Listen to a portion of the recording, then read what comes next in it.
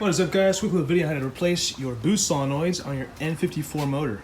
First thing you gotta do is take off the engine cover, just 3 T27 screws, and then get out of the way. Alright, with my engine cover a little bit aside, I've got the boost solenoids right here, very easy to change out. I'm also holding this little bolt and a little nut over there, and the electrical connector, and of course some vacuum lines. So there are two boost solenoids, obviously for two turbos. So I have two new ones. This is one right over here. I'm going to start out with the rear one. Should be pretty easy to take out the vacuum lines on it. Pay attention to which one goes where. Probably going to take a picture of which vacuum lines are going where on the specific one before you remove it. So first thing you probably want to do is take out the vacuum lines, electrical connector, then unscrew it, and then put the new one in and just reverse order.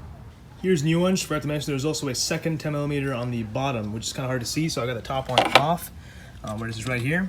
But there's also one below, which is kind of hard to see. You can't really see from this angle, but the stud, there's a second stud down there, which will be where the second 10mm is. You kind of have to feel for it. Alrighty, I've got one new boost solenoid in there, as you guys can kind of see. Part of the streaming children in the background. I got to change up a second one right now, which I've got the second one back on my desk over there. Just want to throw out there that my car is 100,000 miles. There was no real reason for me to change these, just aside from the fact of age. I've heard they kind of wear out over time, and you won't really notice because you're kind of used to it degrading. So I figured, you know, might as well, change them out at this point. I basically repaired and replaced everything else on this motor, so might as well do that at this point. I've got actually 105,000 miles now, so I'll let you guys know how much of a difference it makes. If it feels pretty good, if not, it is what it is. Figured it can't hurt getting a new part.